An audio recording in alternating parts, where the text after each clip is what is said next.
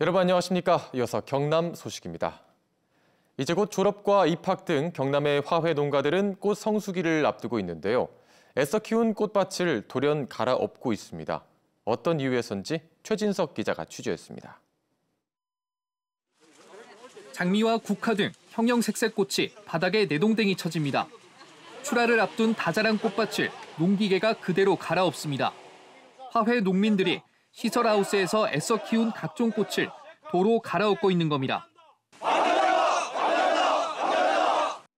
발단은 지난해 10월 타결된 에콰도르와의 자유무역협정, 이른바 전략적 경제협력협정.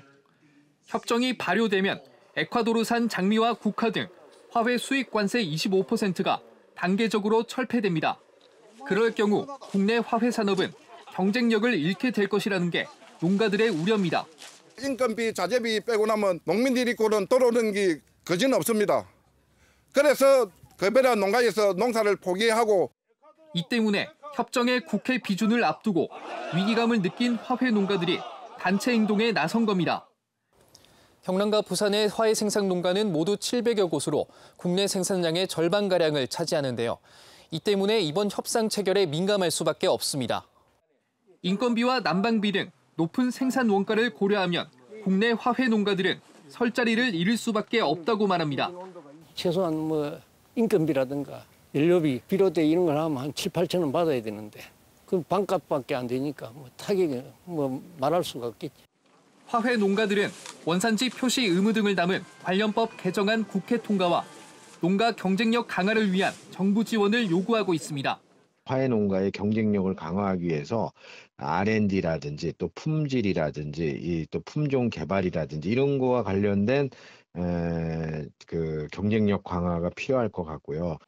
전국 화훼 농가들은 정부의 피해 현황 파악과 지원 대책 마련을 요구하기 위해 이달 말 국회와 농림축산식품부를 찾아 항의 집회를 열 계획입니다. KBS 뉴스 최진석입니다. 상반기에 문을 열 우주항공청의 임시청사 윤곽이 이달 안에 결정됩니다. 우주항공청 개청으로 이제 사천에는 정주 여건을 지원할 우주항공 복합도시도 조성될 텐데요. 이와 관련해 사천시는 광역교통체계 구축에 우선 나서기로 했습니다. 보도에 박기원 기자입니다.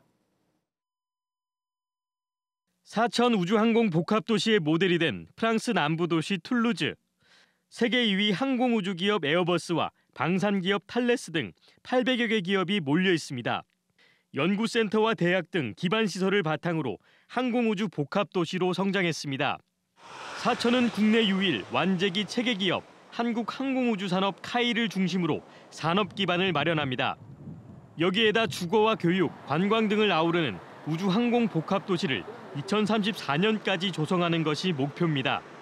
우주항공 복합도시 건설의 핵심은 광역교통망 구축입니다. 사천시는 철도와 항공교통 체계를 개편해 접근성을 높이는 방안을 우선 추진하기로 했습니다. 진주역과 옛 삼천포역을 잇는 28km 구간에 남북으로 뻗은 항공산업 철도망을 추진합니다. 김포와 제주 두 개 노선만 있는 사천공항은 국제협력 수요에 대응하기 위해 국제선 청사 건립을 검토합니다. 또 사천의 동서를 잇는 항공산업 대교와 진주, 삼천포 우회도로도 개설해 도심 혼잡도를 낮추기로 했습니다. 사천시는 2026년부터 추진되는 공항과 국가 철도망 계획에 이 같은 내용이 반영되도록 정부와 협의할 계획입니다. 도심의 규모도 2배, 3배 이상 확장하는 개념이기 때문에 정부 기관이 참여해서 복합도시를 빠르게 조성하고자 하는 게 저희들의 가장 큰 우선 과제입니다. 조성경 과학기술정보통신부 1차관은 지난 9일 사천시를 찾아 복합도시 추진 계획을 보고받고 우주항공청 임시청사 후보지를 둘러봤습니다. 과기부는 후보지 3곳 가운데 한 곳을 이달 안에 결정한 뒤 오는 5월 말 임시청사를 개청하겠다고 밝혀 정주 여건 마련을 위한 준비 작업도 빠르게 진행될 전망입니다. KBS 뉴스 박기원입니다. 사천시의회 윤영근 의장 등 시의원들은 어제 기자회견을 통해 우주항공청 설립에 적극 협력하겠다고 밝혔습니다. 사천시의회는 우주항공청이 조기 정착할 수 있도록 인근 의회와 힘을 합쳐 협력하고 개청 준비 등 후속 작업에도 의회 차원에서 지원하겠다고 밝혔습니다. 네, 이어서 경남 주말엔 문화 순서입니다. 오늘은 창원 성산 아트홀을 찾은 90살의 세계적인 영국 화가 로즈 와일리 전입니다. 발랄하고 순수한 감성으로 세계를 사로잡은 영국 할머니 화가의 원화 작품들을 만나보시죠. 진정은 기자입니다. 1592년 스페인 전투에서 이긴 뒤 그린 영국 여왕 엘리자베스 1세에 초성합니다. 위풍당당한 여왕이 친근하고 귀여운 모습으로 대중 앞에 다시 섰습니다. 치마의 큰 형태, 미키마우스를 연상하는 넥라인과 칼라, 그리고 하얀색 드레스와 망토에 그려진 오렌지색 무늬를 굉장히 좋아했다고 합니다. 가로 5m 대형 캔버스에 담긴 빨간 코끼리와 여우 원숭이. 붓 대신 맨손으로 물감을 칠한 작품은 점점 커져 대형 작품이 됐고 실수는 천을 덧대 교정했습니다. 손으로 그림을 그리다 보면 이 외곽 정리가 굉장히 힘든데 이 외곽을 보시면은 천을 덧대서 외곽 마무리를 했다라는 것을 알 수 있습니다. 축구를 사랑한 화가는 잉글랜드 프로축구 토트넘의 주장 손흥민의 초상화를 그리고 그의 친필 사인이 담긴 유니폼에 캔버스를 덧대 엠블럼을 그려넣었습니다. 로즈 와일리 남편이 그 토트넘의 아주 오랜 팬이었다고 해요. 그래서 붉은 사자가 들어가 있는 엠블럼을 로즈 와일리가 좋아했다고 해서 90살의 영국 화가 로즈 와일리의 원화 작품 150여 점이 창원을 찾았습니다. 화가는 아내와 세 아이의 엄마로 살다 45살에 그림 공부를 시작해 70대에 유명해지기 시작했고 지금은 세계 3대 갤러리인 데이비드 즈워너의 전속 작가로 세계적인 주목을 받고 있습니다. 일반 관객은 볼 수 없었던 영국 테이트 모던 미술관의 VIP룸 전시장까지 공개하는 로즈 와일리 전시전은 3월 10일까지 창원 성산아트홀에서 만날 수 있습니다. KBS 뉴스 진정원입니다. 오늘은 어제보다 기온이 더 오르겠습니다. 현재 기온 창원이 0도, 의령이 영하 2도, 창녕이 영하 4도를 보이는 등 여전히 곳곳으로 영하권을 보이고 있지만 어제보다 1에서 3도가량 높게 출발하는 아침인데요. 한낮에는 기온이 크게 올라 11도 안팎으로 예년보다 높아 온화하겠습니다. 위성 영상 살펴보시면 오늘은 예년보다 높은 기온에 하늘도 맑게 드러나겠는데요. 다만 추위가 주춤하니 공기질이 말썽이겠습니다. 오전까지는 우리 지역의 초미세먼지 농도가 보통 단계로 공기질 무난하겠지만 국외 미세먼지가 유입되면서 오후에는 나쁨 단계까지 치솟겠습니다. 자세한 지역별 기온 살펴보겠습니다. 현재 기온 창원이 0도, 함안이 영하 4도를 보이고 있습니다. 한낮에는 창원이 10도, 의령이 12도로 어제보다 3에서 4도가량 높겠습니다.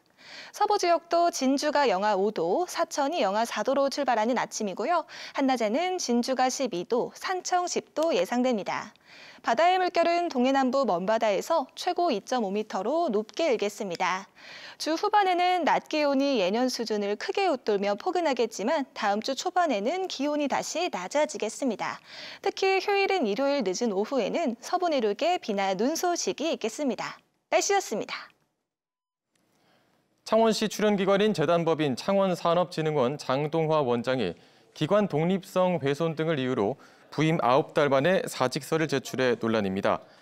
장 원장은 KBS와의 통화에서 바이오 육성 사업 공모 과정과 창원산업진흥원 조직 개편 과정 등에서 홍남표 창원시장의 부당한 개입으로 기관 독립성이 계속 훼손됐다고 주장했습니다.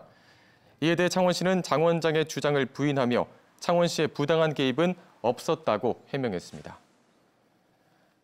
오늘 4월 10일 22대 국회의원 선거 80여일을 앞두고 경남의 예비후보 등록이 69명으로 집계됐습니다. 선거구별로는 김해을 선거구가 8명으로 가장 많고 창원 의창구가 7명으로 뒤를 이었으며 통영 고성 선거구 예비후보는 없었습니다. 김해을 예비후보자 8명 가운데 6명이 국민의힘 소속이고 김해갑과 사천, 남해, 하동에서도 예비후보자 5명이 국민의힘 소속으로 나타나 치열한 공청 경쟁을 예고하고 있습니다. 창원의 한 주유소에서 경유와 휘발유 혼유 사고가 발생해 차량 피해가 잇따랐습니다. 지난 9일 창원시 진해구의 한 주유소에서 휘발유 주유기를 통해 차량 17대에 경유가 주입됐고 해당 차량들은 정비소에서 수리 작업을 하고 있습니다. 진해구청은 주유소 증축 과정에서 주유 배관이 잘못 연결돼 혼유 사고가 난 것으로 보고 있습니다. 뉴스를 마칩니다. 시청해주신 여러분 고맙습니다.